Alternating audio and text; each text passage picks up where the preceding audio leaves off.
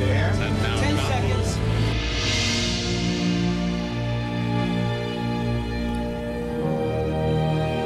Live from Lincoln Center, another in the series of live performances from the stages of Lincoln Center for the Performing Arts in New York City. This is Martin Bookspan. Tonight, as part of Lincoln Center's American Songbook series, we present the Tony Award-winning musical Passion, with music and lyrics by Stephen Sondheim. The book was written by James Lapine and is based on the film Passione d'amore, directed by Ettore Scola.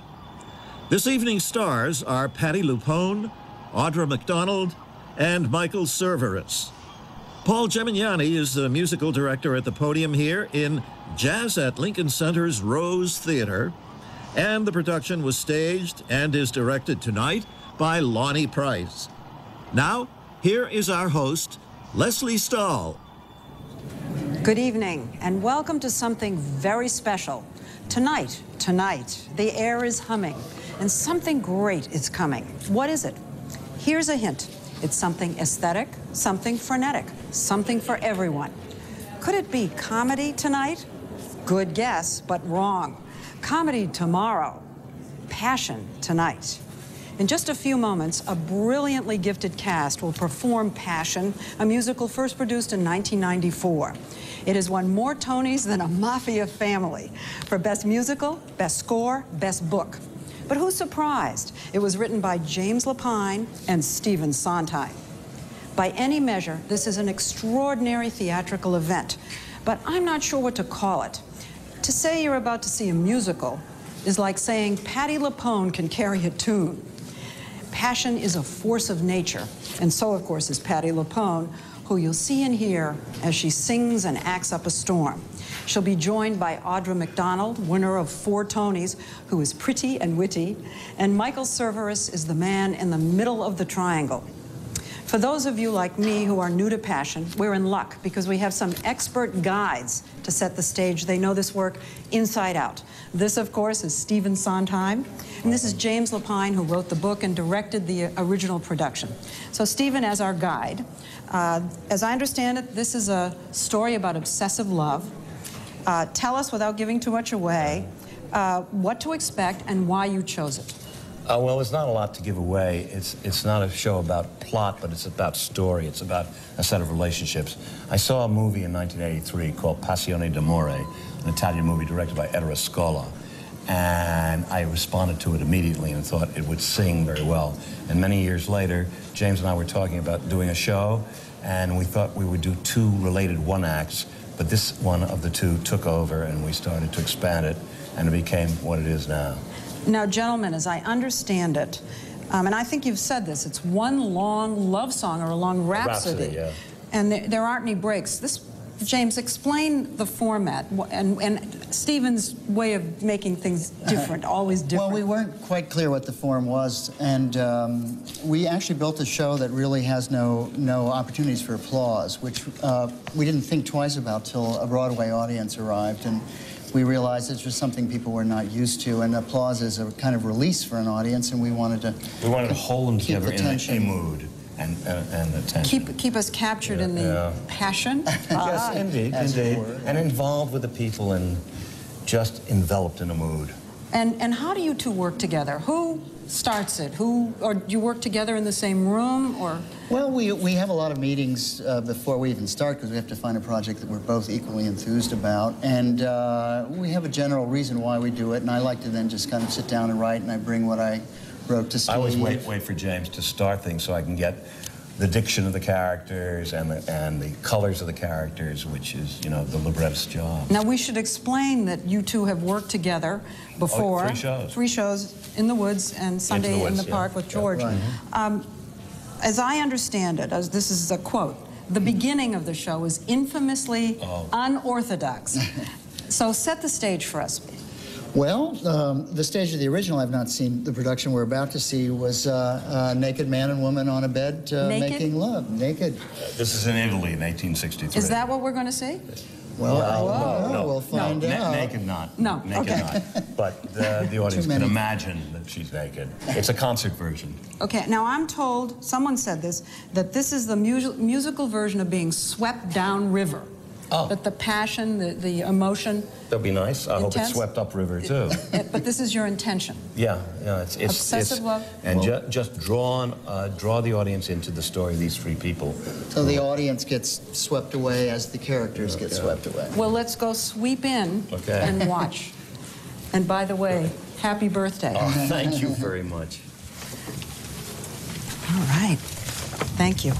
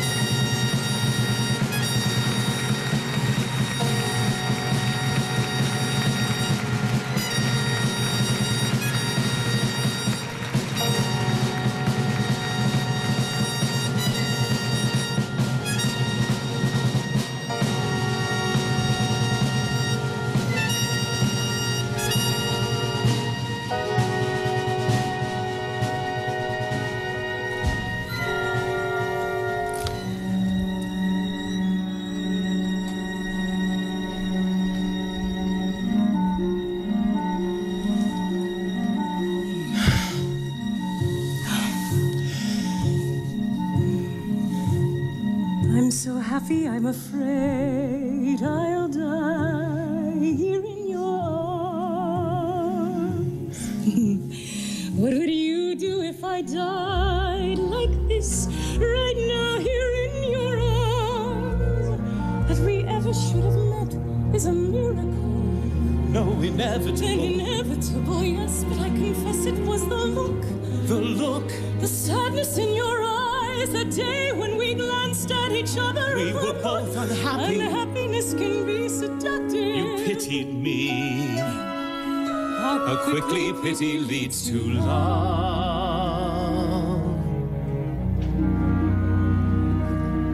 All this happiness, merely from a glance in the park. So much happiness, so much love. I thought I knew what love was. I wish we might have met so much sooner. I thought I knew what love was. My youth. I thought I knew how much I could All feel. the time we lost. I didn't know what love I've was. never known what love was, But now but now I I do. do. It's what I feel with you.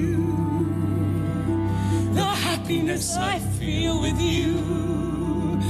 So much happiness. So beautiful. Happening by chance in the park. Not by chance, by necessity. This is By the sadness that we saw in each no one else has ever other. felt before. Just another love story. That's what they would claim. Another simple love story. Aren't all of them the same?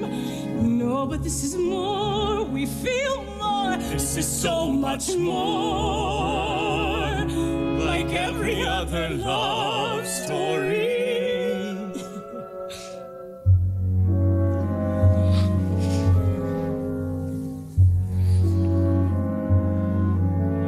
Some say happiness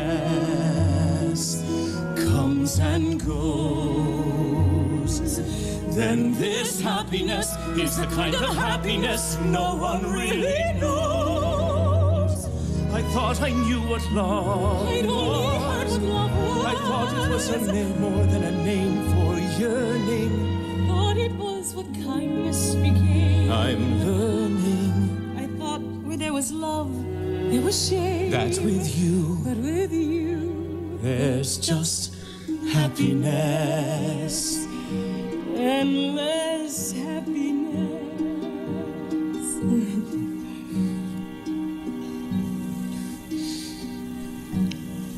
What? I've been transferred to the 4th Brigade. Clara, please don't look so sad. But you are the one who makes me happy. We'll write each other daily. We'll make love with our words. You'll be with me every day, Clara. I have to go. I'm expected. God, you are so beautiful. I love to see you in the light, clear and beautiful. Memorize every inch, every part of you to take with me. Your feet so soft as if they never touch the ground. No. Your skin so cool, so pure, so delicate. Not now. Your smell so sweet, your breath so warm. I will summon you in my mind. I'm painting you indelibly on my mind. Let me go. We must fill every moment. All this happiness ended by a word in the dark. My love, oh my darling. So much happiness wasn't meant to last. I am here, I am with you, I am yours. I never knew what love was. Your skin, your silken hair, your breasts, your lips. I want you every minute of my life. I don't know how I'll live when you're gone. I will always be here.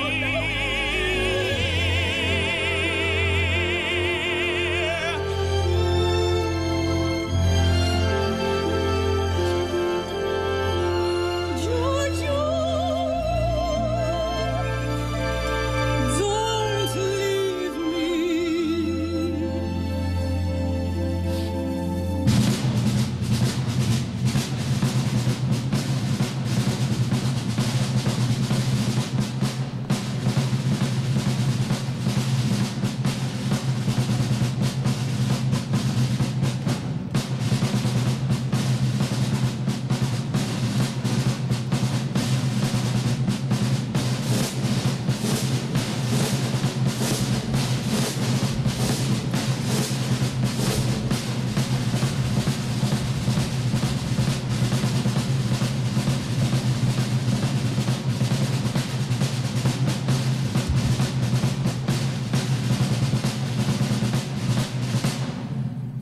Captain Beccati, welcome.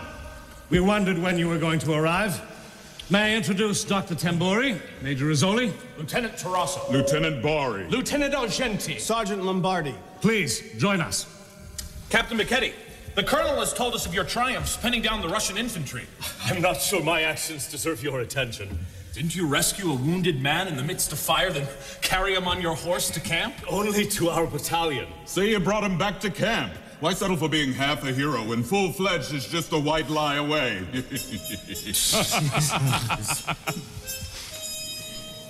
Clara, Clara, I cried. I cried. Imagine that a soldier who cries. I had to hide my eyes so the others on the train that carried me away from you would think I was asleep. Imagine surviving the Battle of Alessandra only to lose your life to an aide-de-camp in a duel. An aide-de-camp will do. Music? That is Signora Fosca playing. My cousin. I have no family, and neither does she. She's in such poor health. It's a continual worry. She stays in her room most days, but perhaps soon she'll be well enough to join us for a meal. She loves to read, but I can't find enough books for her. I too love to read. I've brought a few of my favorite books. I'd be most happy to lend them to Signora Fosca, though I can't promise they'll appeal to her. Captain, my cousin has been given to reading military handbooks. I've no doubt that she will welcome anything in print. Mail. Nothing for me again. It's been 2 weeks. It smells to me as if Captain Beccati has a letter from an admirer. Giorgio, I too have cried inside. You must not be ashamed of your tears. I love you for your tears. Your absence only makes my love grow stronger.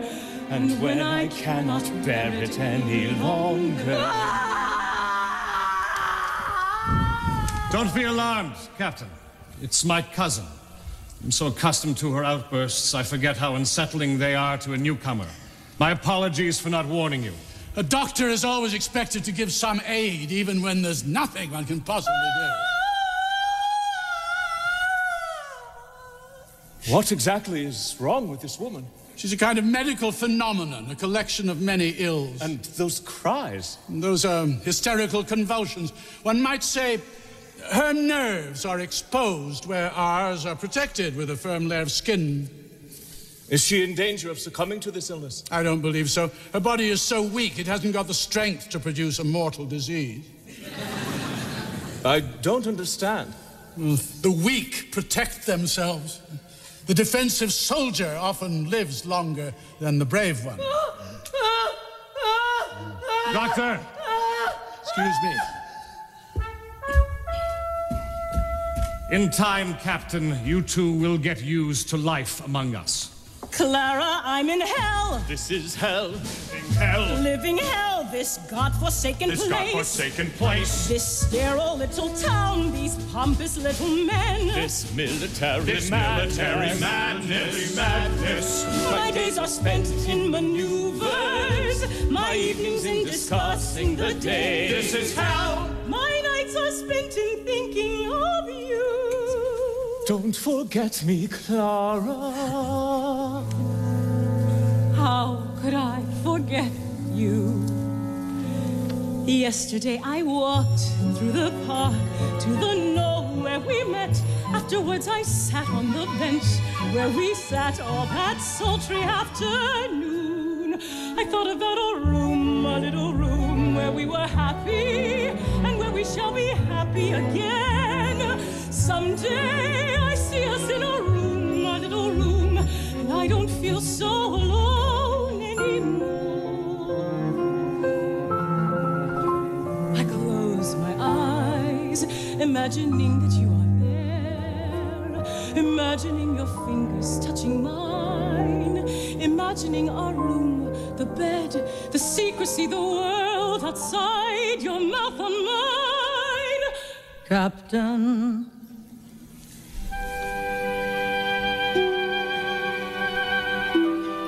I hope I didn't startle you. Signora Ricci, I'm Captain Becchetti. I know. My cousin has told me all about you. I came to thank you for the books. I would have sooner, but I've been so ill. Well, now you seem to be feeling more normal. Normal? I hardly think so. Sickness is normal to me as health is to you. Excuse me, I shouldn't speak of my troubles. I've been going through a period of deep melancholy.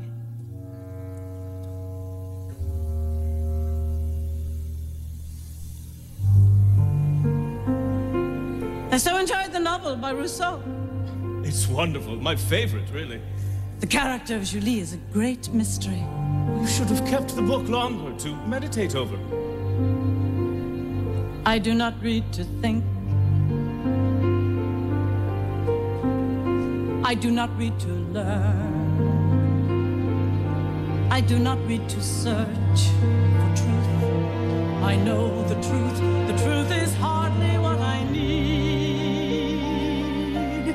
I read to dream. I read to live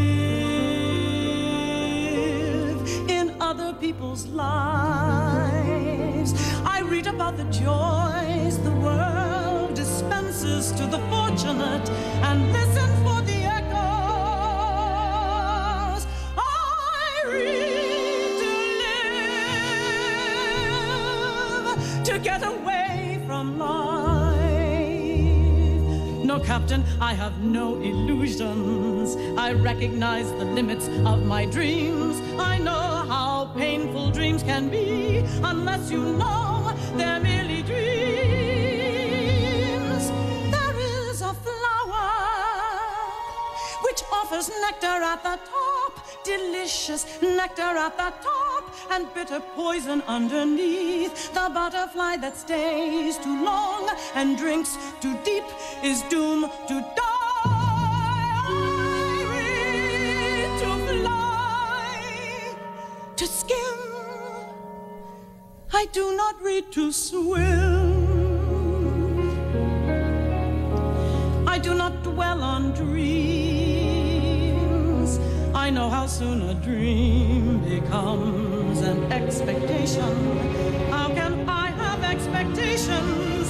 Look at me! No, Captain, look at me! Look at me!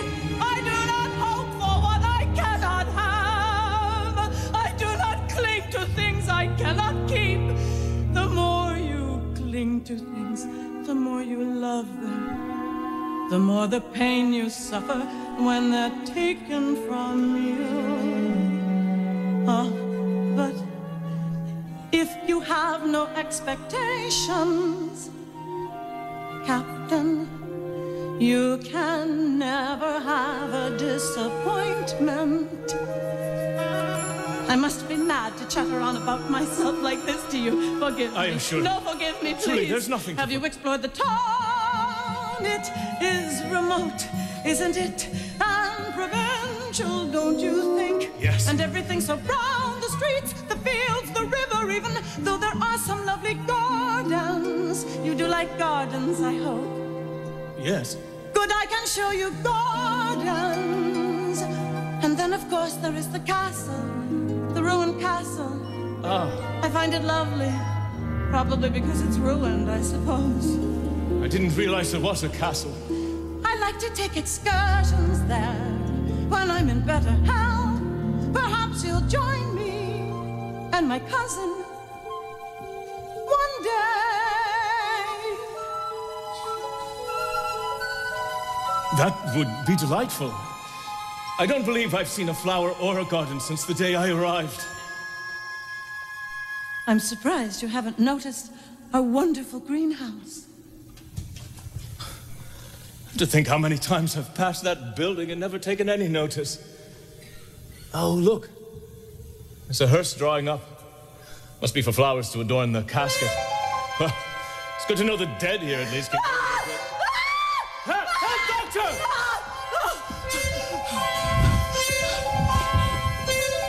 How can I describe her?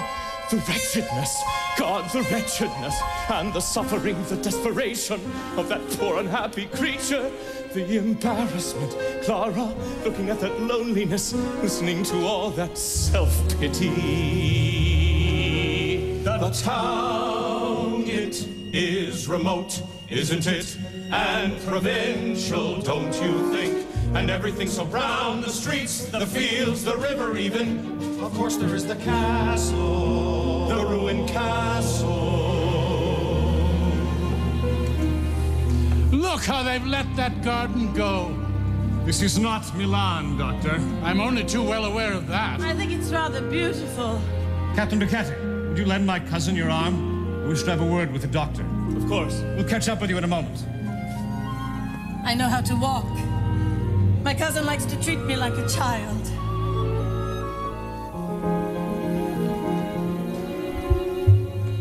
All the while as we strolled, Clara. I hope I didn't frighten you the other day. No, not at all. I could see you reading my letter. I'm not afraid of death. All the while as we strolled. I rather think I'd welcome dying. It's everything that follows that I dread. Being shut up in a coffin, smothered in the earth, turning into dust. These images send me into a state of terror. All I saw, all I knew, all that I could think of was you. Even talking of this makes me... Surely if you are sick, there is always the hope that you will get better. All that I could think of was you. Hope, in my case, is in short supply. How ridiculous. Well, then, one must look to life for whatever pleasures it can offer. And what might they be? To be looking at her. Helping others, for example. Helping others. And be thinking of you. I've worked in poor houses, Captain. How could anyone? I felt no different. So unbeautiful. Pity is nothing but passive love. My memory of you. Dead love. To feel a woman's touch. to touch a woman's hand reminded me how much I long to be with you, how long I've been without you near, and then to hear a woman's voice, to hold a woman's arm, to feel a woman's touch. These thoughts are bad for you. You must concentrate on everything around you that suggests beauty and life. These trees, these flowers, the warm smell of the air. You make it sound so simple, Captain, as if a flower or a tree could somehow make one happy. Perhaps it was the dress, the fragrance of her dress, the light perfume of silk that's warm from being in the sun, that mingles with a woman's own perfume, the fragrance of a woman. There is no absolute happiness in anyone's life, Senora.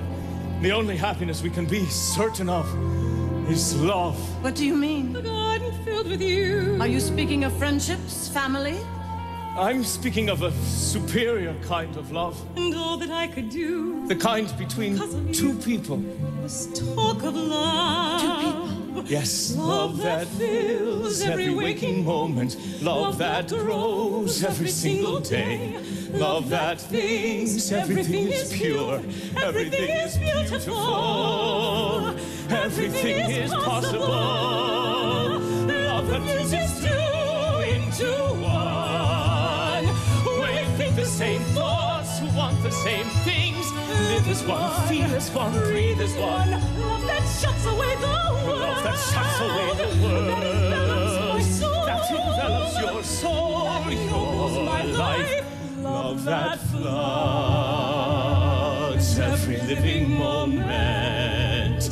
Love like wine, an intoxication, a great blindness, if you will. Yes, I've read about that love. But you speak of it as one who lives it.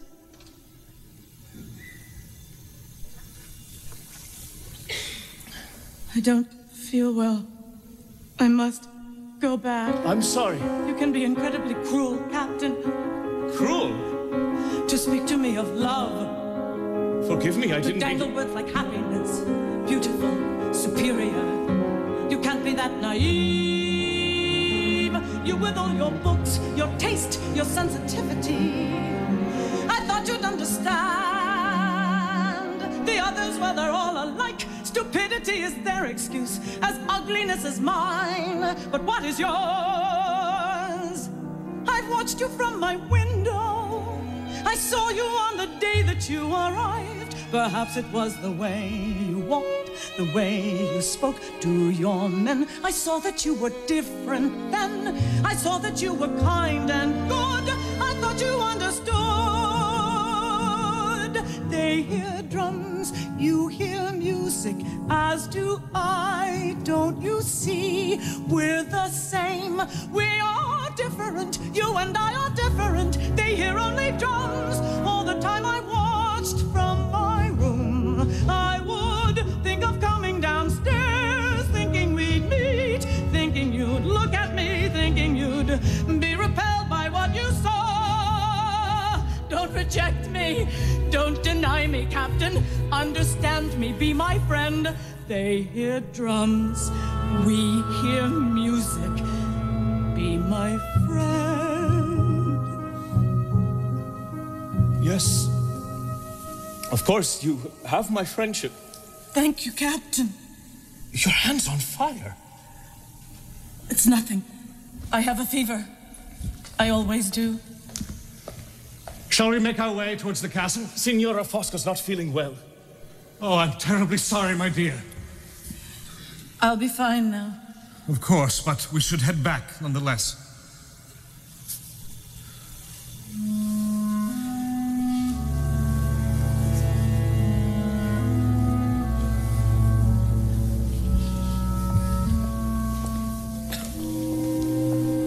My darling, you did as you should. You had no choice. After all, her cousin is my superior. You must think of your career.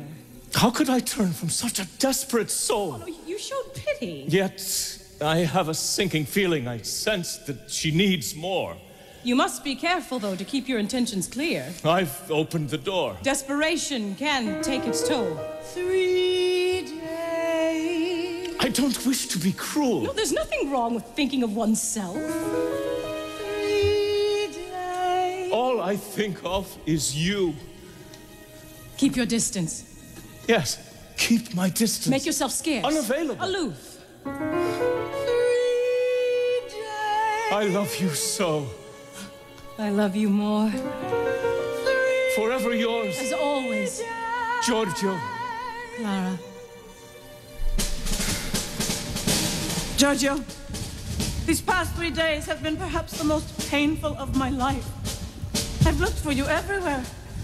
No matter how poor my health, I've made my way to the dining hall praying you would be there. You promised me your friendship, Giorgio, but it's clear to me your promise was a hollow one. I so looked forward to your company. Did you know how your absence would upset me? I wish I could strike you from my mind and my heart, but I can't, Giorgio. You may disappear, but I will not. We haven't seen you in 3 days, Captain. I decided to accompany my troops on maneuvers. Your hard work is determined to give us all a bad name. I doubt that. I've missed you so. Please. You must read my letter. Let go of my hand. Let go! I applied for a new pair of horses, but they only had bays or piebalds. Piebalds? You certainly don't want piebalds. Perhaps you should go to Turin. There's a wonderful stable there. No, that stable is no longer reputable. Colonel, I've received a letter today. I am urgently needed in Milan. I request a leave of at least 5 days. What? If you'd asked me this in my office, I might have refused. After all, you've only been here a month. I know, sir. It's of some importance. I should hope. When do you wish to leave? First train tomorrow, sir. Very well. At this table, who can say no to a guest? By this time tomorrow, you'll probably be in the arms of some young beauty.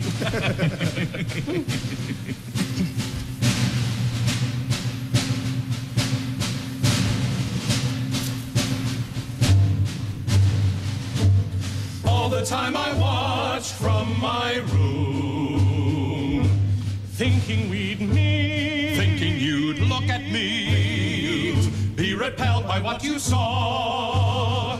Don't reject me, don't deny me, understand me, be my friend. They hear drums, we hear music, be my friend. When will you be back? What are you doing up and out at this hour? When will you be back? You know I have a 5-day leave. Will you think of me when you're gone? Thinking of my work, of my superiors, of your cousin, I will no doubt also think of you. Please, Signora, don't make this difficult. Signora, you must stop this behavior immediately. What will people think if they see this display? What does it matter if they see me? What do I care if the world knows how I feel? I adore you. Is that something I should be ashamed of? Is that something I should hide? I'm no fool. I know you don't feel the same towards me. But one loves a dog, an animal. What can I do to get you to love me? A human being such as yourself. Get up, Signora, please, I beg you. Compose yourself. Calm down. I am touched by your affection. It flatters me greatly. My mind races with 1,000 thoughts. Tell me your thoughts. Really, I must go. Write me. Fine, I will write. Promise? Yes, I promise. Tomorrow? Tomorrow, go. I want no one to see you here. Bless you.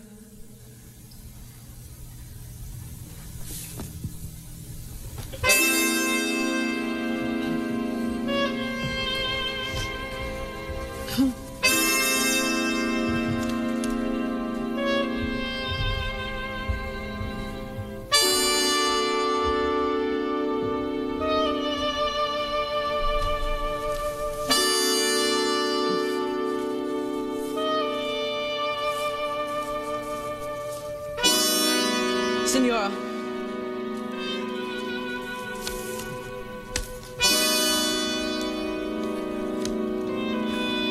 I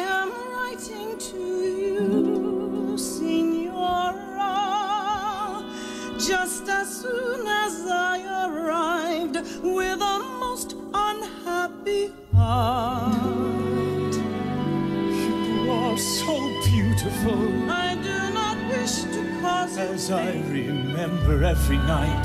so please consider what I say Clear and beautiful. with calm. Every night, every day, every part of you. My heart, You feel so good, my heart belongs. as if you'd never been My heart away. belongs to someone Your else. breath so warm, your touch so sure, Your skin so your delicate. arms so strong. I am in love, hopelessly in love, hopelessly in love, and our love hopelessly turns in your arms. All this happiness, being here with you in the We're not dark. meant for each So other. much If I happiness, seem to imply something even more than what I felt before. I apologize. To feel your touch Since we're supposed to be again. together.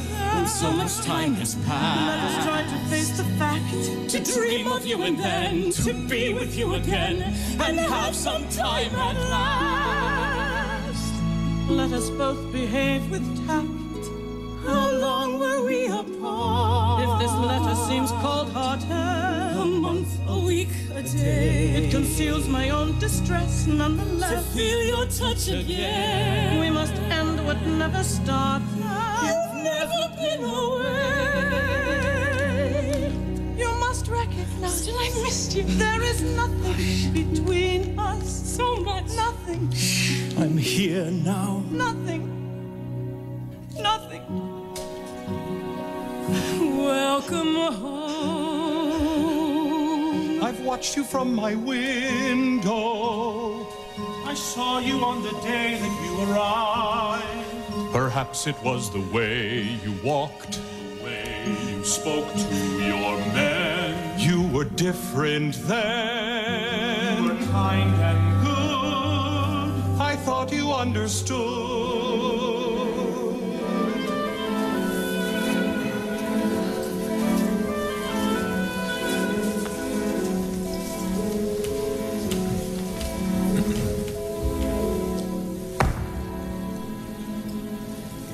I received your letter, and I thank you. I hope that we can still take hands. Of course.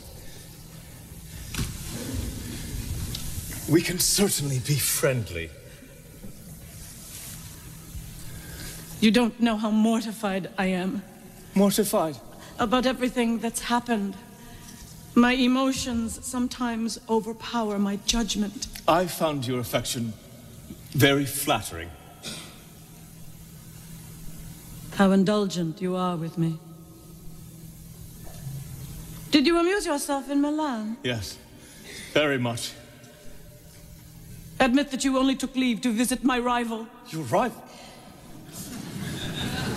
Yes, of course, that was the purpose of my visit. Excuse me, I can be so naive in respect to you. I should have understood what you meant by the urgent need that required your leave.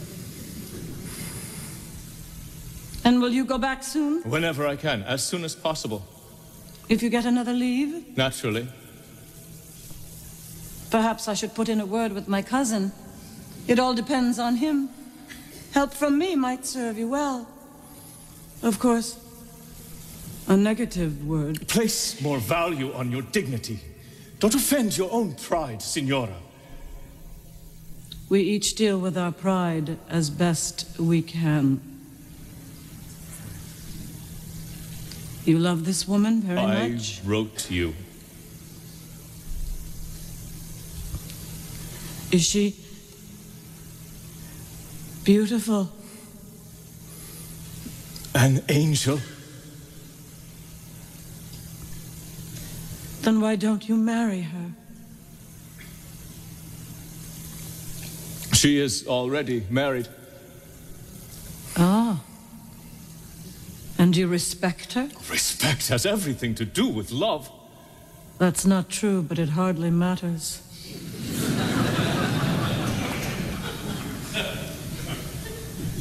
And is your angel Also a mother? Let's stop torturing each other. It's humiliating and unworthy of us. I find your sarcasm most distasteful. I have many flaws, Captain. Our situation has been well defined. Let's not discuss the subject further. That's what I would like. Good. I hope we will have no more occasion to speak of ourselves. You may also hope we will not see each other again. That may be the best course of action. You may go now, Captain. I have more important things to do.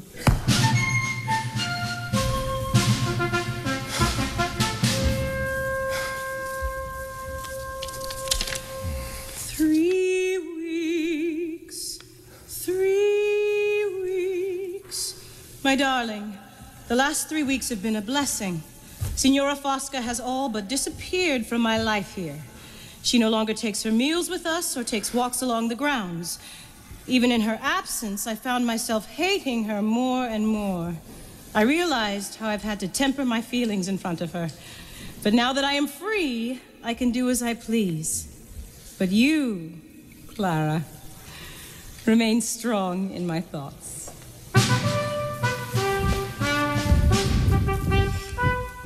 Thank you for coming at this hour, Captain. Certainly. Signora Fosca has taken a turn for the worse. She's mortally ill. I am sorry to hear that. But don't you understand, my boy? This is because of you. Because of me? She told me everything.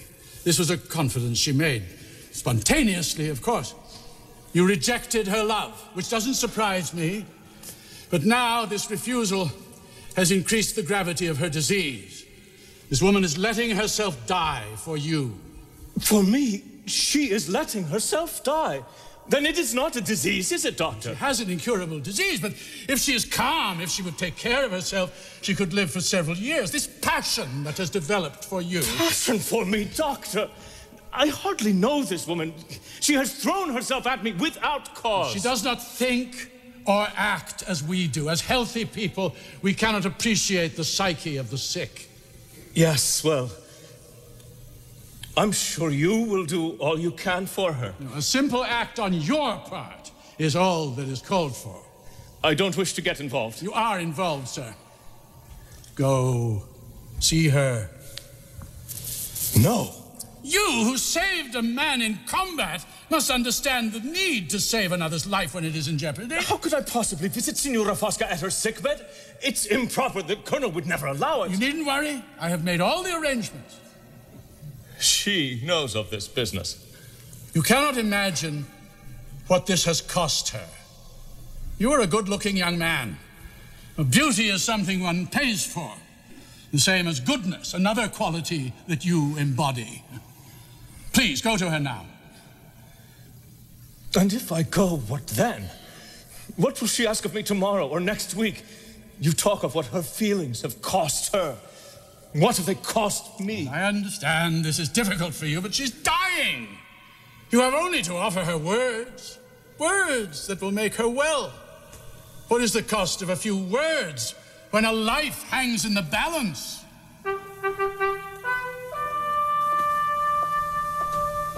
This is hell, living hell, this godforsaken place.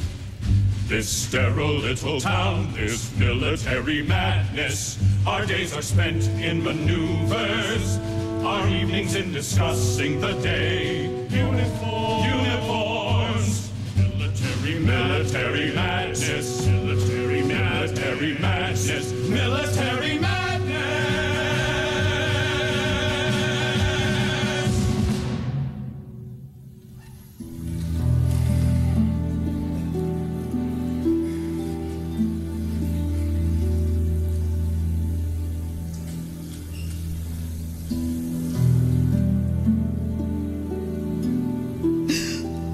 There's no need to be frightened.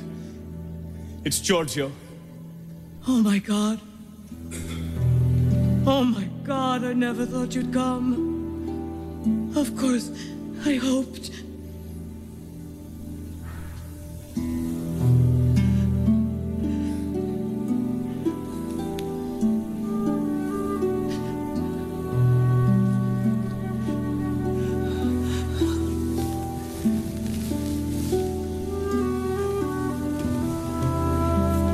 I'm sorry. These are follies one commits before dying. Don't speak of dying, Signora. Now that you're here, I won't. Will you forgive me for having asked you to come? I am here because I chose to be. Sit down. No. Sit here. Please.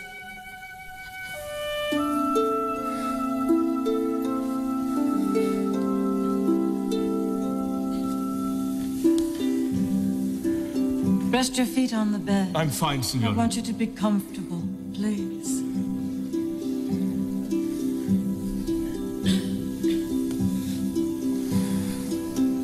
God, you are so beautiful. Come, let me see you in the light. No, don't look at me. Let me look at you. I feel better in the dark. Your kindness makes you beautiful. Do you value such beauty? Of course. Do you think my heart is good? Yes, I do. How do the good hearts beat? Can you distinguish them from the bad? Listen to mine. My heart says it loves you, Giorgio. What does your heart say? It says that it loves you, Fosca. Like a friend?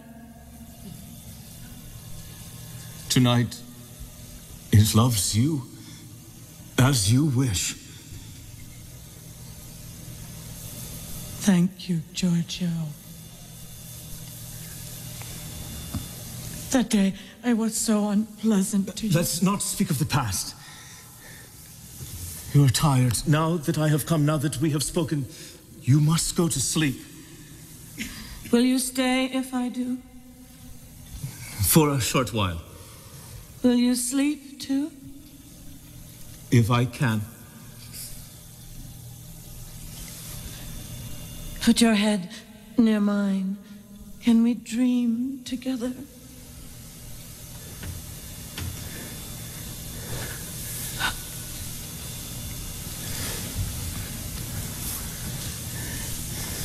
Yes.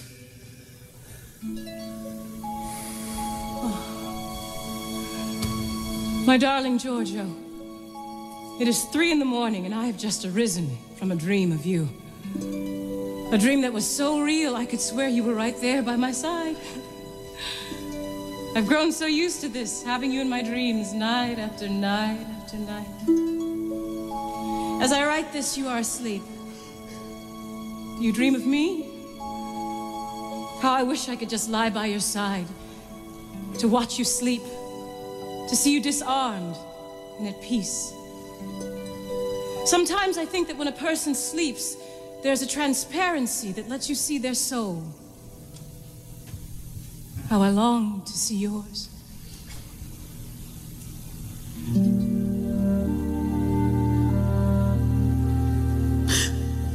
It is you. I thought I was dreaming. Draw the curtain, please. I want to see the stars before the daylight takes them away.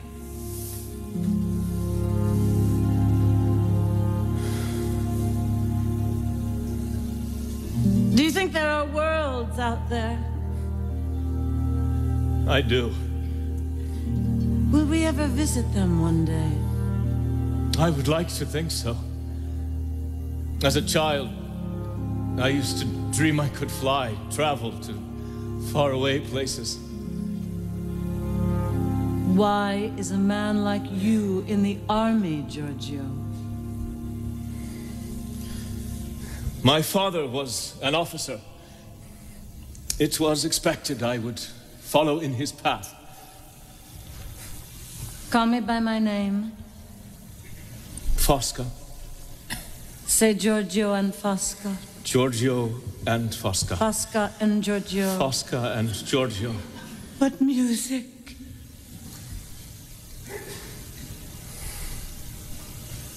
You love this woman very much? Don't ask me. I've told you how I feel. What is her name? Clara. Clara. Fosca, it will be light soon. I should be going. Would you do me a great favor before you leave? Would you write a letter for me? Certainly. There is paper on the chair.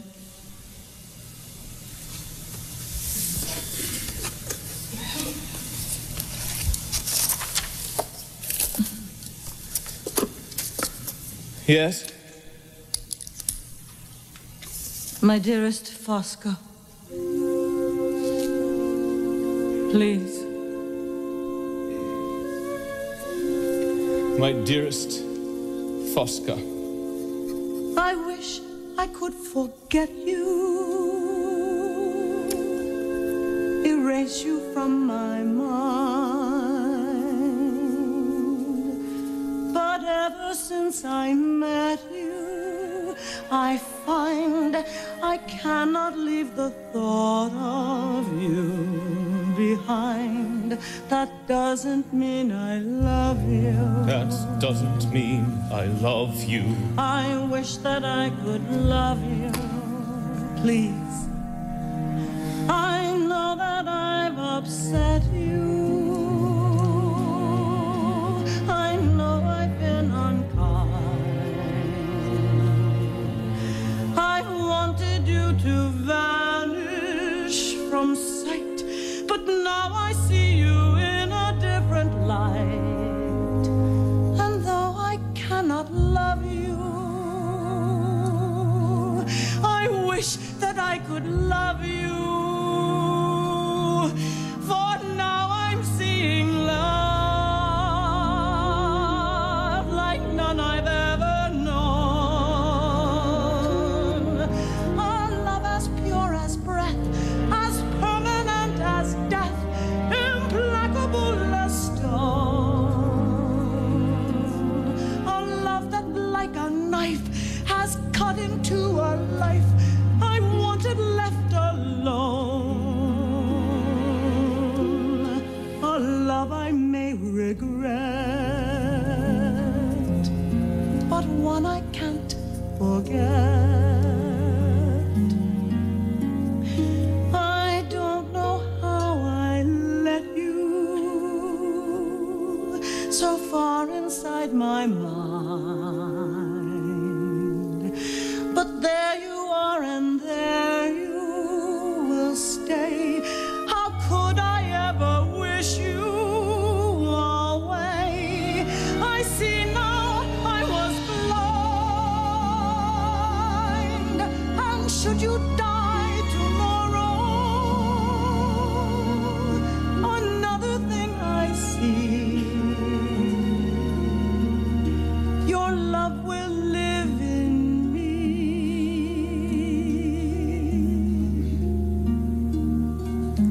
I remain always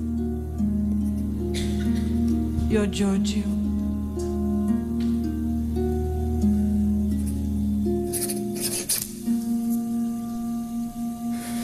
Please bring it to me.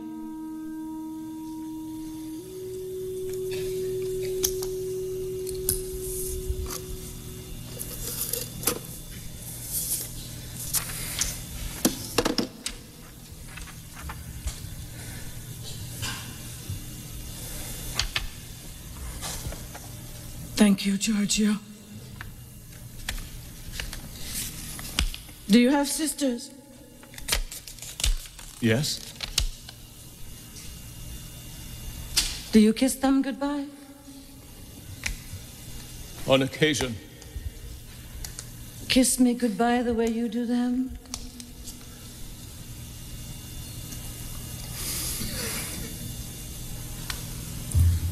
No, like you kiss her. Go, Giorgio! Quickly! Run! Ah! Ah! Ah! describe her. The wretchedness, God, the wretchedness, and the suffering, the desperation of that poor unhappy creature. The embarrassment. Did you hear that scream last night? Did anybody not? 4 ball in the side. She knows how to scream all right. Well, she practices a lot. Good shot. 6 ball in the corner. So that wasn't dying, we assume. No, I think she just fell off her broom. Or they hung a mirror in the room of La Signora. La Signora. Please, a little quiet. Doctor? Captain! Was it really necessary for me to go to her last night? Why else would I have asked you to go? I'm not some kind of procurer, Captain. She hardly seemed near death. I'm sure she summoned her strength for you. Her condition was precarious before you arrived. You've done her a great service. You've done a brave thing. And now it's over. Good day. Care to play, Captain? No. Thank you for asking.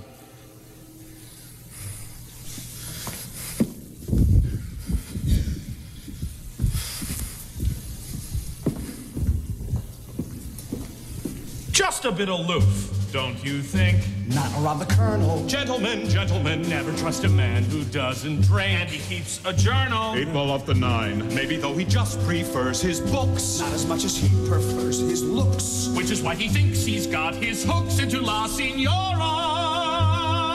Gentlemen, I'll make a wager. Come the summer, he'll be major. I'll say. I'll say. I'll say.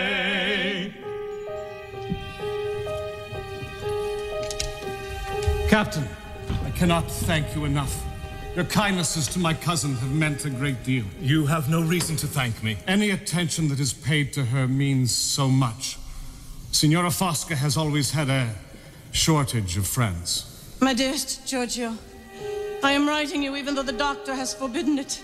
What a joy to have someone to whom I can tell my feelings, to share my past with. I was a young man when my parents died, and Fosca's mother and father welcomed me into their house whenever I was on leave.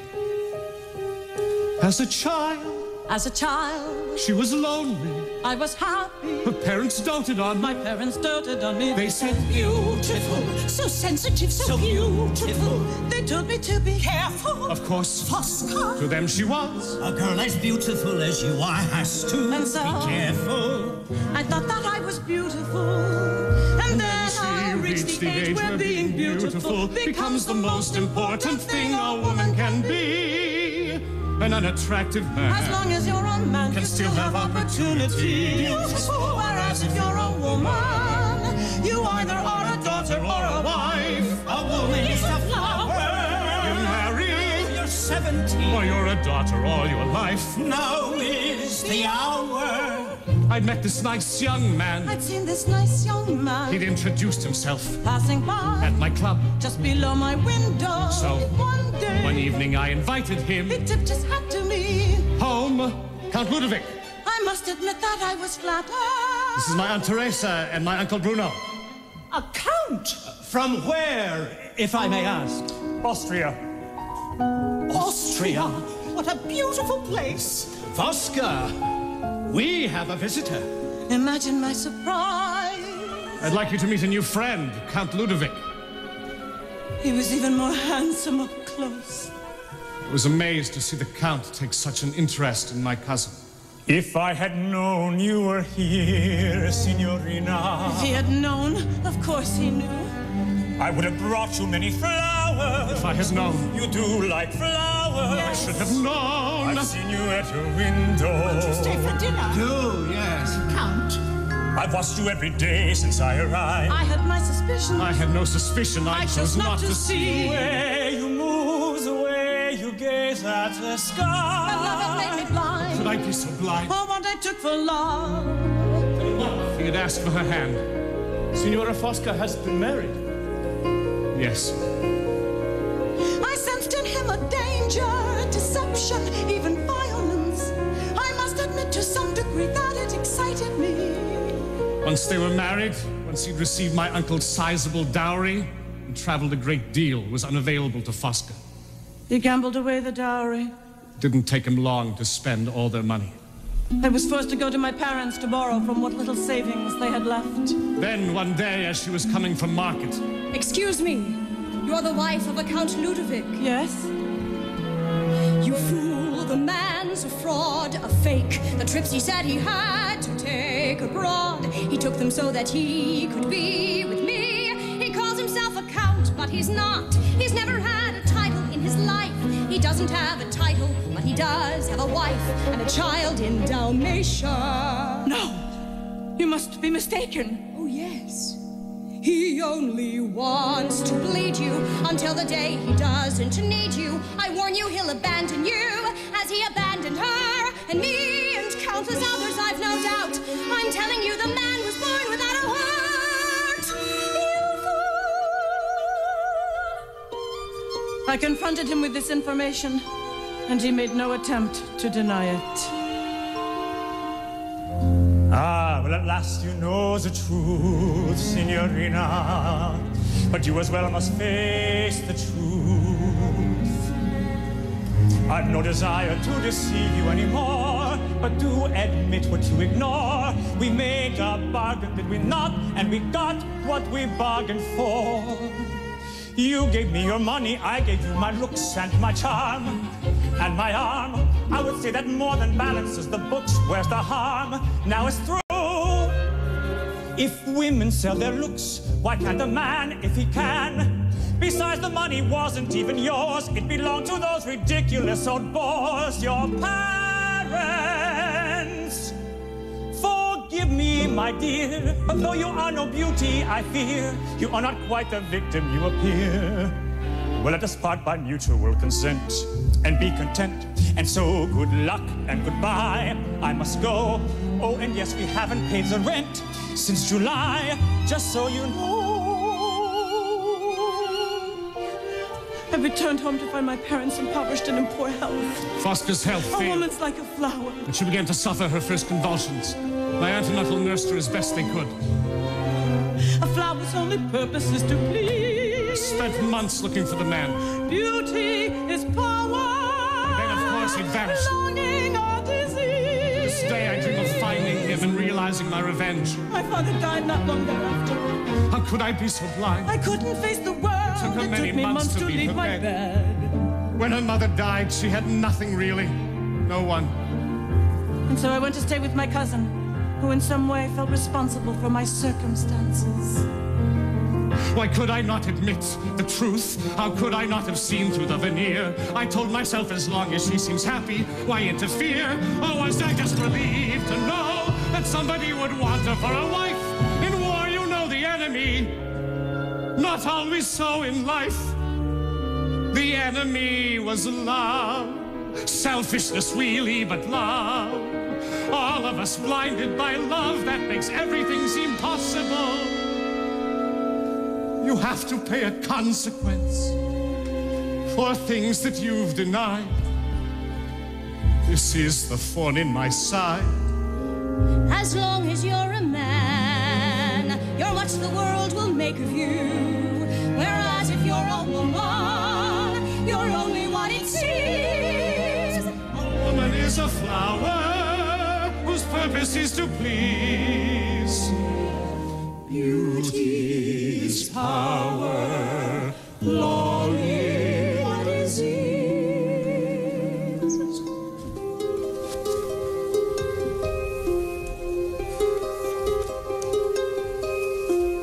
Giorgio, I stand here staring at the sunrise, thinking how we've never seen a sunrise together, thinking that the sunrise only means another day without you, and thinking, can our love survive so much separation, keep itself alive, much less thrive?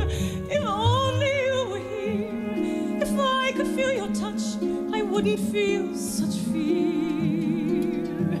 If only we had more than letters holding us together, if we just could hold each other now, the sunrise then could be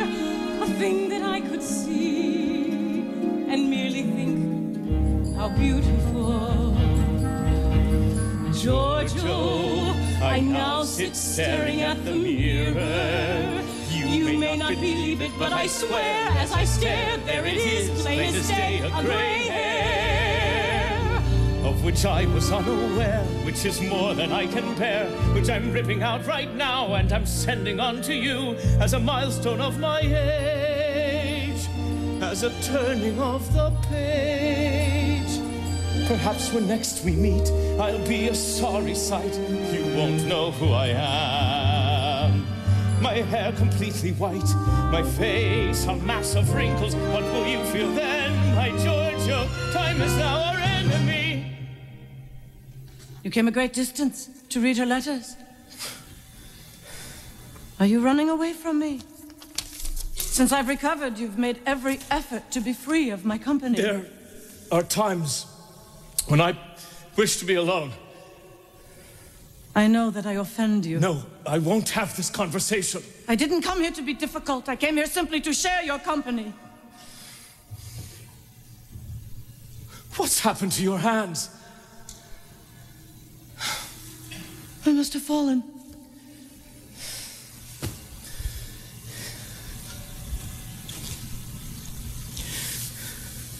You have no business being out here. Do you want me dead? Vodka, don't be so unfair. You're right. I am unfair. I want to free you from my affection. I know what I am doing to you.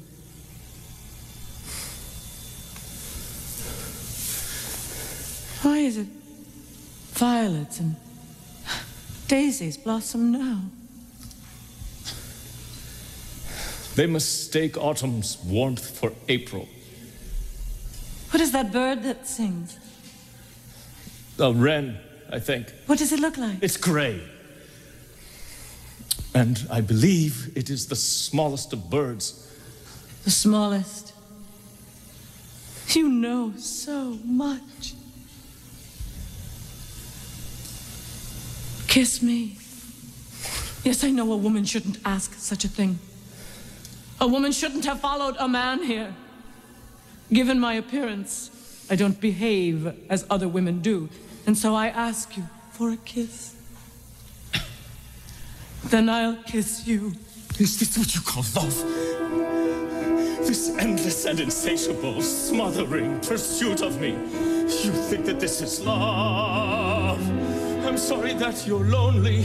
I'm sorry that you want me as you do. I'm sorry that I failed to feel the way you wish me to feel. I'm sorry that you're ill. I'm sorry you're in pain. I'm sorry that you aren't beautiful. But yes, I wish you'd go away and leave me alone.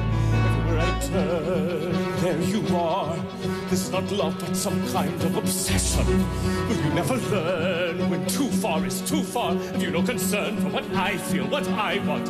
Love is what you earn and return when you care for another so much that the other's set free. Don't you see?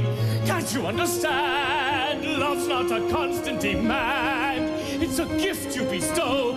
Love isn't sudden surrender. It's tender and slow. It must grow.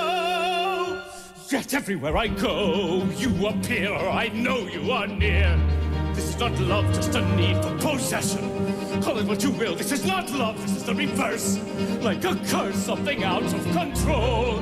I've got to fear for my soul.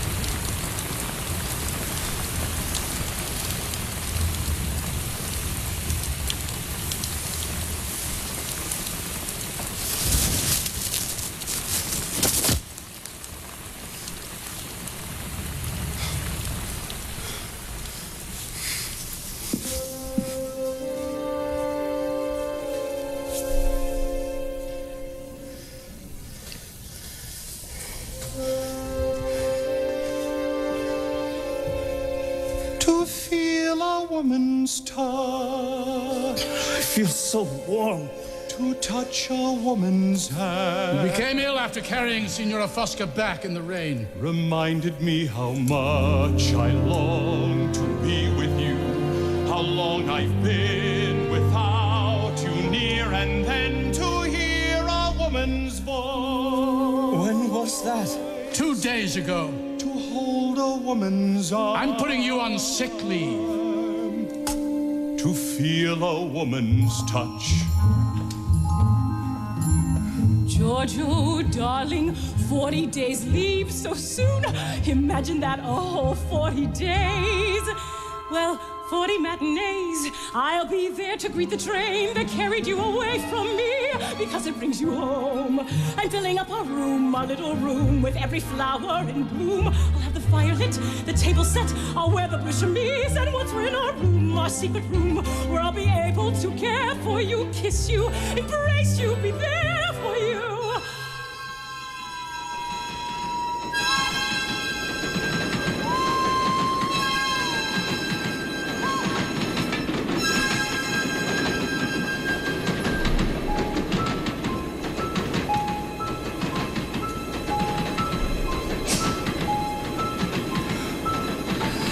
How could you? How dare you follow me? I've come to speak to you. I am ill. Do you understand? You are the reason I am ill. I apologize. Nothing could be further from what I wished for you. That is why I wanted to follow you to Milan, to see that you are well. That is the reasoning of a capricious child. You can't do this. I heard what you said, Giorgio. I've come to tell you. I'll keep my distance. Stay out of your path. But I can be nearby. I can be there quietly, waiting. And this you think will make me love you? No. No, I am doing this because I love you. Well, my heart feels nothing for you. How many times must you hear this? This has nothing to do with your heart. This has to do with your eyes, what you see. If I were beautiful, if there were ample flesh on my bones, if my breasts were large and full, if I were soft and warm to your touch, you would feel otherwise. No. Your appearance is no excuse for the way you behave. My feelings towards you are the result of your relentlessness, your constant selfishness and insensitivity. I'm sorry. No one has ever taught me how to love. I know I feel too much. I often don't know what to do with my feelings. You understand that, Giorgio, don't you? Fosca, you have to face the truth. Please, you have to give me up. Loving you is not a choice. It's who I am. Loving you is not a choice, and not much reason to rejoice, but it gives me purpose, gives me voice to say to the world, this is why I you are why I live.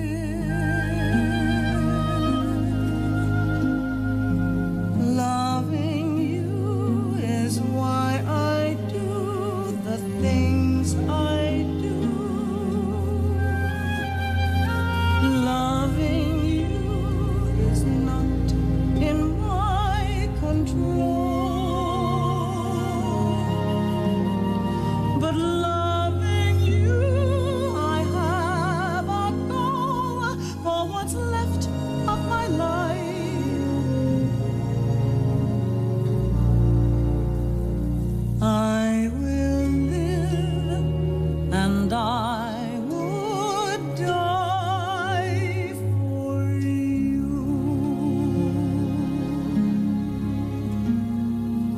die for me. What kind of love is that? The truest love. Would Clara give her life for yours, Giorgio? Would she? I would. Happily. In the end, you will finally see what is beautiful about me. Do you want me to move to another compartment? We're getting off at the next stop. I'm taking you back. You're freezing.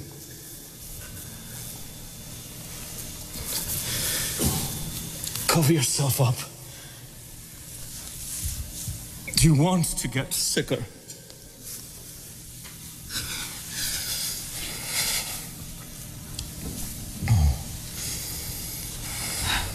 The moonlight makes even this landscape look lovely. Look over there. There seem to be faces in those rocks, smiling at us. How long were we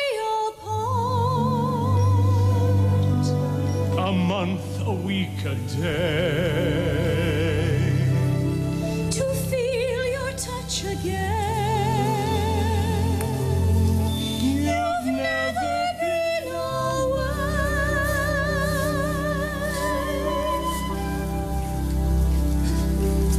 Don't be offended if I'm amused, Captain, but this is all quite bizarre, really. She led you home like a lamb. You know her. You know there's no way I could have acted differently. You needn't worry. No one knows of her exploits. I suppose I should be relieved, yet in truth it matters little to me. And who told her I was leaving? I hardly thought it was a secret. What is it that you want, Doctor? I don't know what you mean. You know what I mean. Why did you bring this woman into my life? I thought it would help her. I thought it might give her some small degree of happiness. I never intended it for it to turn into this, Captain. Honestly, I didn't. I apologize. She tells me that you are going to Milan tomorrow, but for only 4 days. I assume this is just a pretext and that you won't be coming back. I don't wish to be away from my duties for that long. Excuse me, I have things to do. Captain Becchetti, you forget I'm your superior. You can't just decide to forego a sick leave just like that. Has Signora Fosca brought you to this point? Absolutely not. This is my decision. Don't you see what she's doing to you? To your mental state? I may have helped to bring this woman into your life, but I can also get you away from her for your own good. I can see to it that you are transferred permanently. If I send a report to headquarters, you'll be ordered to leave. I don't want to be transferred. Why are you behaving like this? I feel it's my duty to help her. Don't you understand, Captain? Nobody can help her.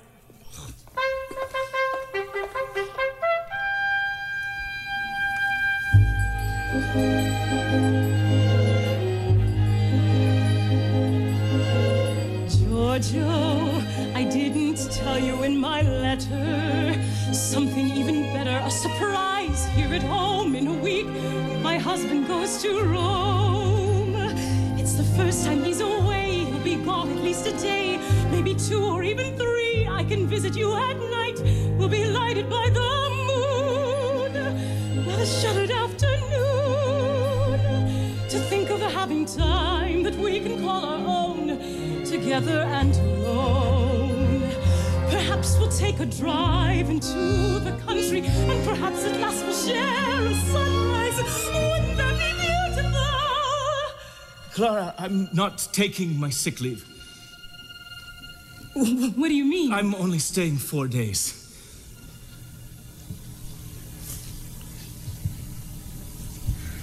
It's that woman,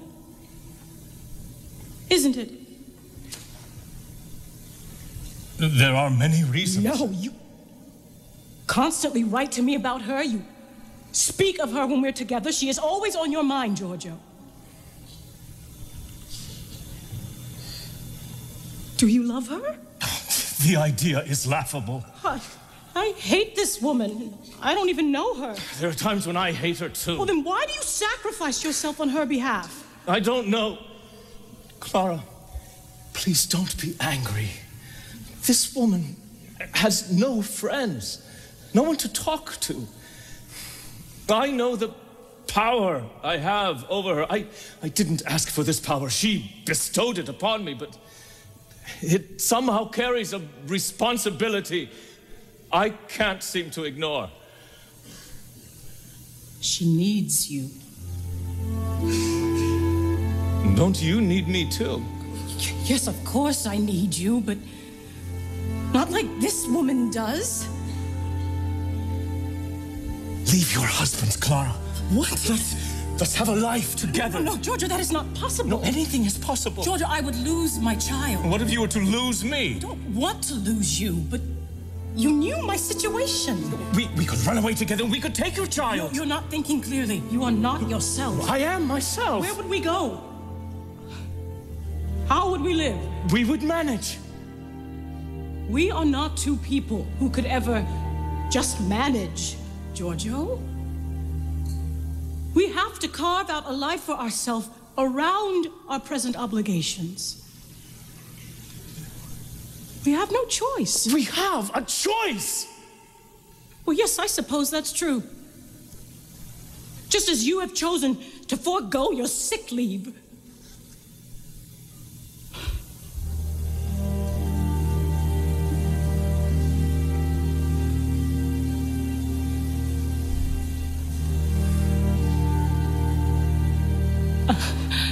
I often wondered if you would love me if I were free.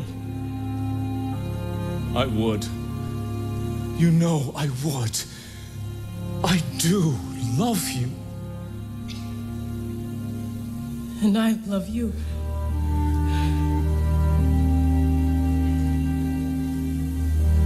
You're not coming back, are you? I'll be back. Clara, I'll be back. Let's stop this talk. Let's make the most of our 4 days together.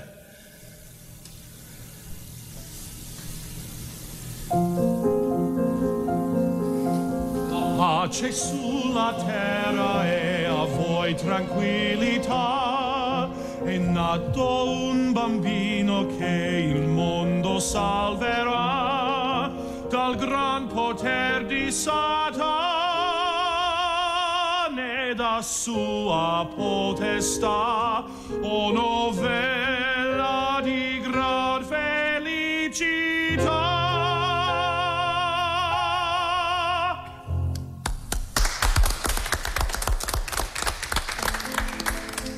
Christmas season is the most wonderful time of the year. Wouldn't you agree, Doctor? I'm not much of a believer, I must confess. It isn't the birth of Christ we're celebrating tonight. We're celebrating the joys of domestic life. Look who's arrived. Captain! Thank you for coming, Captain. I'm so happy you haven't taken your leave. Mail. We've come to think of you as part of the family. At last, a letter for me. And I appreciate that, sir. Colonel. Excuse me. Are you feeling better, Captain? Yes, thank you. It was kind of you to join us tonight. My pleasure. You look very charming. Thank you. Captain.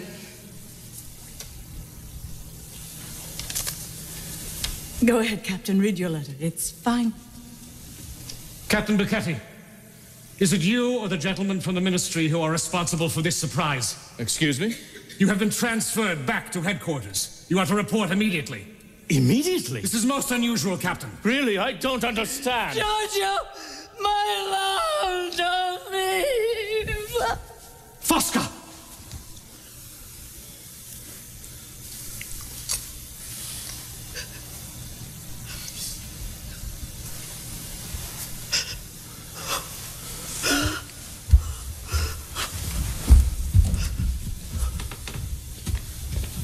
Gentlemen,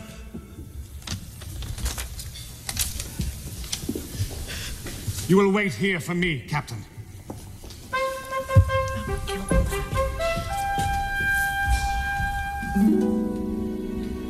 Giorgio, Giorgio, Giorgio, I am writing to you, my angel, though not long since you've been gone, with a most unhappy heart.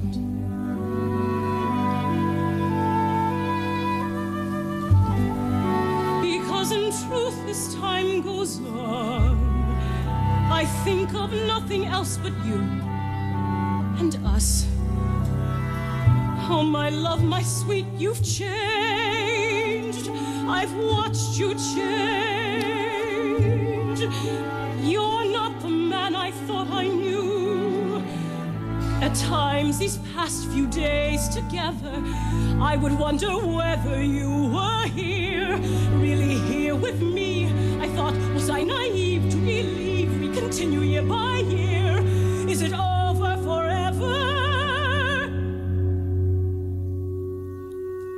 It seems the answer rests with you. Yes, I have obligations at home, but my heart is yours.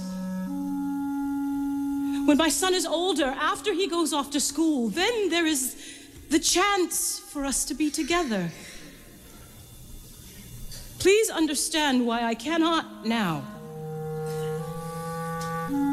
Will you wait for me, Giorgio? Can we have back what we once had? I have to know. We both have to know. Just another love story. No one is to blame. A temporary love story. But it needn't end the same. I thought we had more. We had more. We had something more than any other love story. Oh, that happiness. Is this what you call love? We had there. This logical and sensible, practical arrangement. That happiness. This foregone conclusion. Once again. You think that this is love? Love isn't so convenient. Love isn't something scheduled in advance, not something guaranteed. You need for fear it may pass you by. You have to take a chance. You can't just try it out. What's love unless it's unconditional? Love doesn't give a damn about tomorrow, and neither do I. Oh, that happiness. It was fine. In the past. I was yours, you were mine. That was not just happiness. Love wasn't that a happiness. That's why it will. There's more. I want more. I thought I knew what love was. I didn't know that love was a complication. I do know that it's not a negotiation. We'll take it in our stride. What we had, you decide, wasn't bad.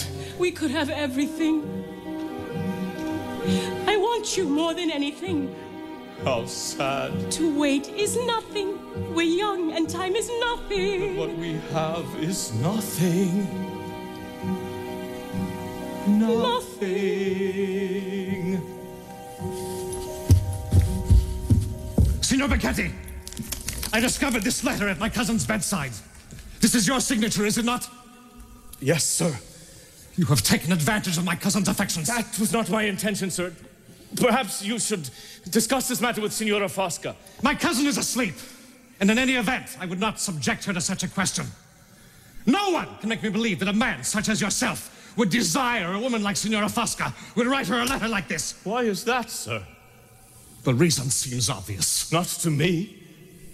Forgive me for saying this, but you had no right to read that letter. No right to take it from her room. My cousin is at the end of her life. She does not deserve to be led on in such a manner. You don't know your cousin. She's not a child. She's not a sick person. Signora Fosca is as responsible for her actions as I am for mine. You have abused my good faith. You have come into my house to dishonor it. Your attitude towards me is nothing short of contemptuous. I must demand a reparation from you, and mere words will not suffice. What? Fight? A duel? I have confided in you. You know that my cousin has been taken advantage of before. We will meet tomorrow morning at 8 behind the castle steps. Gentlemen, wait! Colonel, there is an explanation. Captain, speak up. Say how she forced you. Not at all. Nothing was forced on me. Gentlemen, let us not lose our heads here. One more thing. Yes. My cousin knows nothing of this discovery. She must know nothing of what is going to happen. I need your word on that. She will not hear of this matter from me. Very well. Tomorrow. It's deplorable that this woman has brought you to this. Let's not panic. The Colonel will calm down. I wish to see Fosca. Now, there's still time. What? Whatever the outcome of this duel, I will never see her again. Arrange for me to see her tonight, as you did before. You don't know what you're saying. You may have forgotten how to cure disease, Doctor, but you induced mine. So don't pretend you don't know what I'm talking about. You understand, this woman could never be your lover. Her physical... You will arrange for me to see her tonight. No! I will not participate in this madness.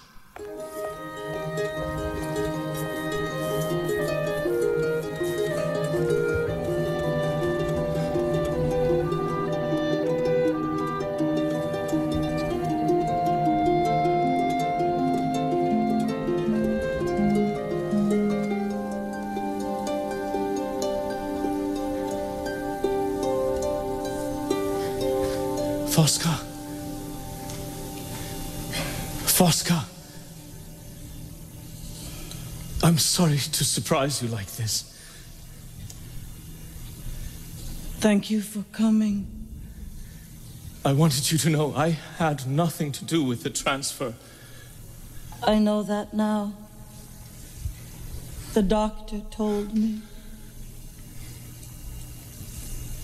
The letter from Clara. Yes. It's over.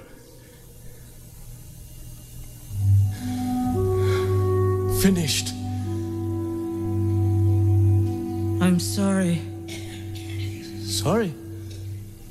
I thought that you would be pleased. There was a time when I would have welcomed that news, but I don't wish you to be unhappy.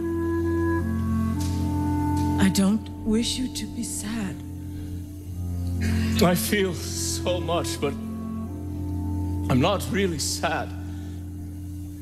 I thought you loved Clara. I did love Clara, I did. But no one has ever loved me as deeply as you. No one has truly loved me as you have, Fosca. It's love without reason, love without mercy, love without pride or shame. Love unconcerned with being returned. No wisdom, no judgment, no caution, no blame. No one has ever known me as clearly as you. No one has ever shown me what love could be like until now. Not pretty or safe or easy, but more than I ever knew. Love within reason, that isn't love. And I've learned that from you. Are you cold? No. I'm afraid. Of what? All this happiness coming when there's so little time. much happiness. More than I can bear. You love me, don't you? Yes. I love you. Say it again. I love you. Once more. I love you. Be calm, strong. I am yours. This isn't a dream. This isn't a dream.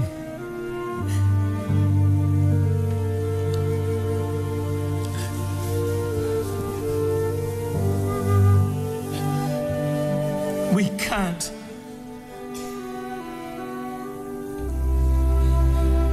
To die loved is to have lived.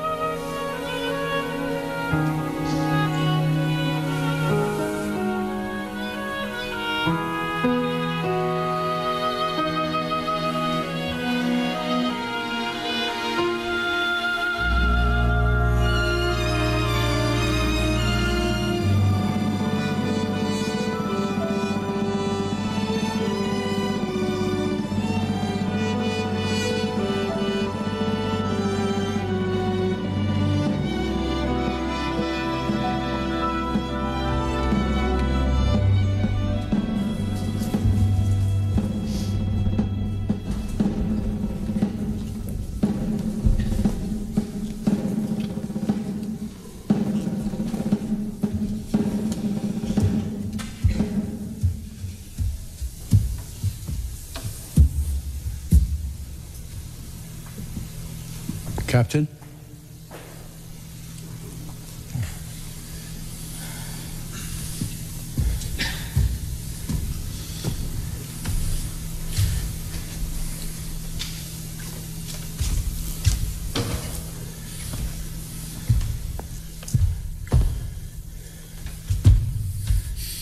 Ten paces, please.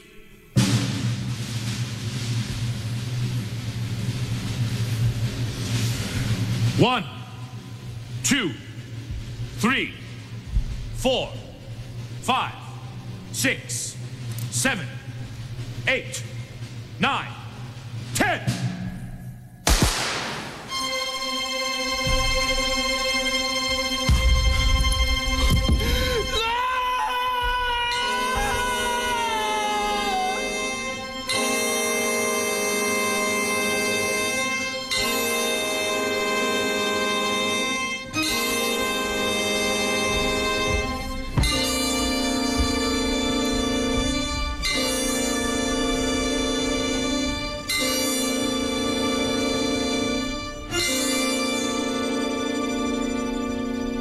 Captain Becchetti, I didn't write to you before because I knew your illness might prevent you from comprehending the contents of my letter. I now have heard that you are closer to recovery and that your nervous condition has improved. I don't know what you have been told or what you even remember of the events that led you away. Signora Fosca died 3 days after the night you last saw one another. She died unaware of what took place between you and her cousin. The Colonel's wound was serious but not mortal. He recovered in a few months. I wanted to speak to the Colonel about you in order to persuade him of your innocence. But in the end, I worried that I might hurt your cause more than help it. In a box I am mailing, you will find papers that were left behind in your desk. I've also included some personal belongings of Signora Fosca and a letter she wrote you just prior to her death. The town, it is remote, isn't it? And provincial, don't you think? Every flower in bloom, another fireplace, the table set, I'll wear the This military madness. Uniforms, uniforms. Imagining your fingers touching mine. Imagining our room, the bed. Deceive. The world outside your mouth or mine.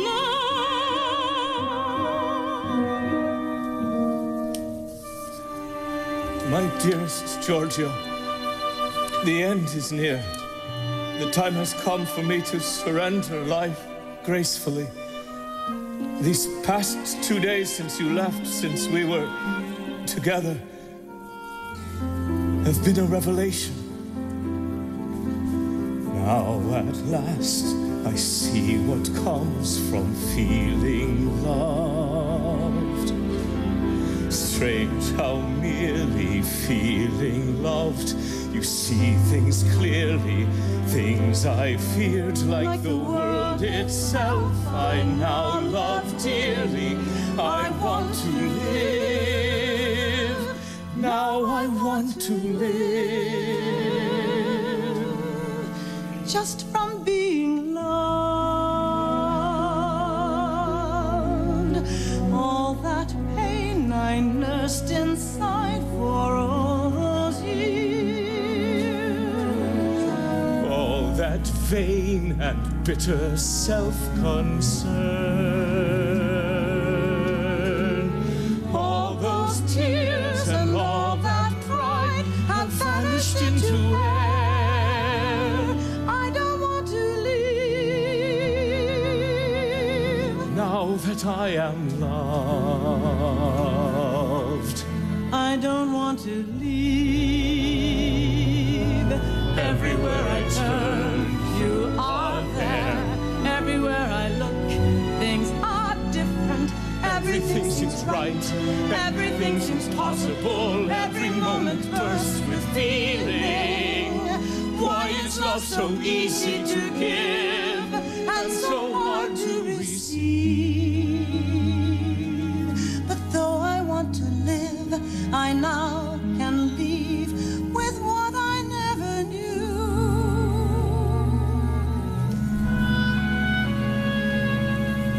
I'm someone to be loved. I'm someone to be loved. And that I learned from you. I don't know how I let you so far inside my mind. But there you are and there you will stay. How could I ever wish you away? I see how I was blind. And should you die tomorrow, another thing I see. Your love will live in me. Your love will live in me. Your love will live in me. Your love will live in me. Your love will live in me. Your love will live in me. Your love will live in me. Your love will live in me. Your love will live in me. Your love will live in me. Your love will live in me.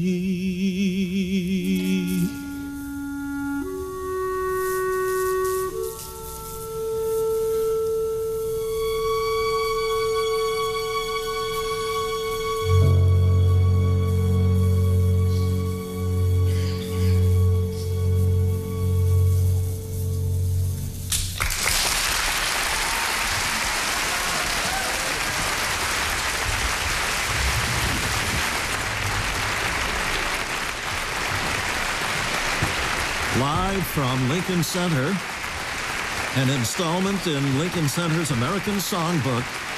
This has been Stephen Sondheim's and James Lapine's Passion.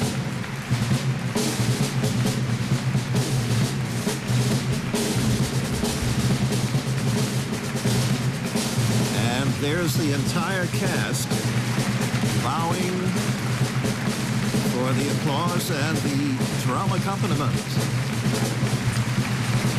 Here are the parents, John Cunningham and Gina Farrow.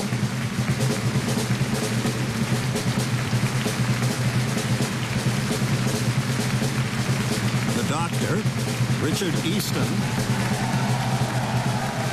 Audra McDonald, our Clara.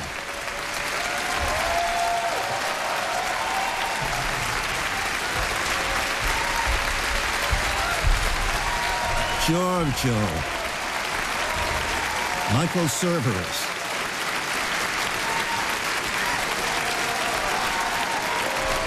and our Fosca,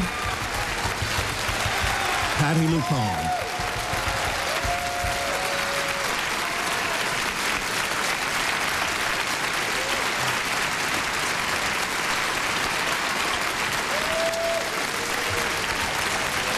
Our music director, Paul Gemignani, veteran of some 35 Broadway musicals. And they all applaud the orchestra. 65 players who together form the American Theater Orchestra. Our principals, along with other members of the cast, and with Paul Gemignani, our music director.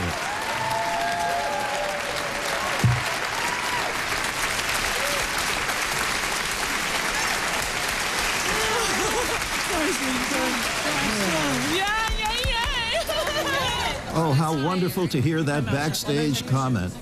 We did it, we did it. Oh my God, we did it. We didn't stop. We did it. No stopping. No. Hello. Oh, that was lovely. Thank you. Are you drained or you need your water? No. Of course you do. Come on in. Please sit Where down. would you like us to sit? Michael? Hi. Anywhere. Okay, well, doesn't even have to be boy, girl, boy, girl. Oh. Are you drained? He's just a little. Pretty drained. You're just coming right off stage. You know, there's nothing like a love story. Nothing. Right before, Stephen Sondheim told us that passion is one seamless rhapsody, one long love song. Tell us your interpretations of the music and this one long love song and what it took for you to get yourselves ready. Michael? Michael? Well, it's especially sort of long and varied, I think, for Giorgio. You know, he starts in one entirely different place from where he ends at the end of the play. I think really all you can do is sort of put yourself truly in his place at every moment through the story. And what James and Stephen have done so exquisitely is detail every step along that long and impossible route, and then filled it with every emotion along the way. So it's really the whole gamut. Every emotion. Patty, what makes it Sondheim? Oh my God. Well, the lyrics and the music, and it's. I pray every time I do a Sondheim show, and we the three of us do them at the Ravinia Festival, and they're very fast, that I remember the lyrics because he is so complicated and so brilliant. And then the music, and I don't know what's more complicated or what's more difficult to achieve, his music accurately or the lyrics. This is particularly beautiful music. I mean, he writes great character stuff, but this is someone bearing his heart, and it's I don't know what to say. Audra, you talk. Audra, let me ask Audra about whether Stephen Sondheim actually helps you. Does he show up at rehearsals? Does he participate? Steve's around. Yes, Steve's always around. No, it's actually quite wonderful, too, because what I find most moving about Stephen Sondheim, even though, you know, we've all lauded him as the genius that he is, you know, the legend that is Broadway, that is Stephen Sondheim, this is a man who's still working on his stuff. He's still trying to make it better. You know, I remember even when we did Sweeney Todd a couple years ago, he's like, you know, I always thought that maybe this note should be this instead of, you know, I mean, he's still working on it. So he changes it as you move through it. Well, not necessarily, but he's just still trying to imagine ways that he can improve upon his already brilliant work, which makes him a true artist. I think he's never satisfied in that way. Is he there for the rehearsals? Is he? Yeah. Sometimes. I mean, it varies, you know, from production to production. This he's seen us do before, so I think he, you know, felt a little more at ease, sort of, you know, leaving us. But he came in, you know, for the end. So. I got a lot of notes from him. The other day, I got a lot of notes from him. But when when I heard Rhapsody for the first time, all his notes made total sense. But I haven't heard that word spoken about in this piece, in my rehearsal period with Audra and Michael at Ravinia or here until Steve just brought it up yesterday, I think. You know, the thing is, it really is like Shakespeare in that if you do what's written and truly do what's written without imposing yourself or anything else on it, you can't fail, really. And if you really, truly just present what's there, it will be, Yeah, the work serves you. You don't need to do anything. You just... Why is this not considered opera? It's basically sung all the way through. There's very little dialogue. I mean, those, I think, maybe that's the reason. Yeah. Because there's just a little dialogue, Yeah. and that. But you know, even there, in Magic Flute, there's dialogue as well. I think what it is that because people consider Steve to be a musical theater composer, that's the only reason. But I can see opera companies doing this. I mean, the roles are, I mean, vocally quite demanding and quite operatic. So I could certainly see it. I consider it to be sort of a chamber opera. Yeah. But I also think that it's not considered opera because Stephen doesn't write for opera. He writes for, 45th Street. He writes for Broadway. Right. Is this one of the more challenging roles? For me, definitely. For you? Well, yes. For me, yeah. For me, costume-wise, it's different. Having to wear a Buick on stage is a lot of work and not fall.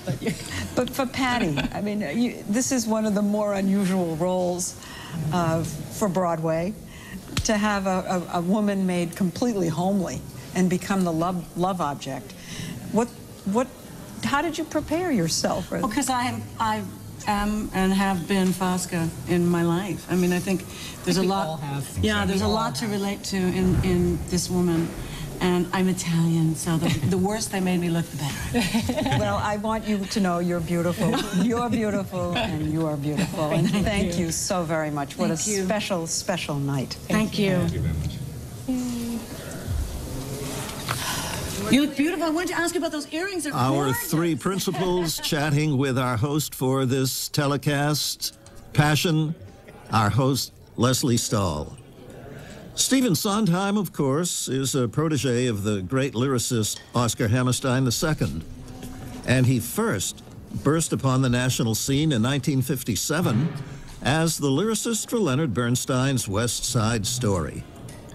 But beginning with a funny thing happened on the way to the Forum, for which he created both lyrics and music, and for which he won a Tony Award in 1962, Sondheim has enriched the Broadway theater with its most stimulating and provocative musicals of the past 35 years.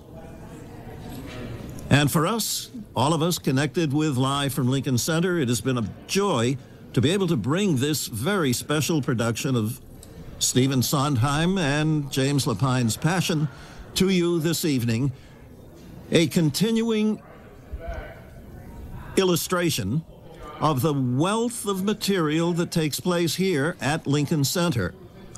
Of course, we have many constituent members, and this has been our joy to bring you tonight the dramatic production of Passion.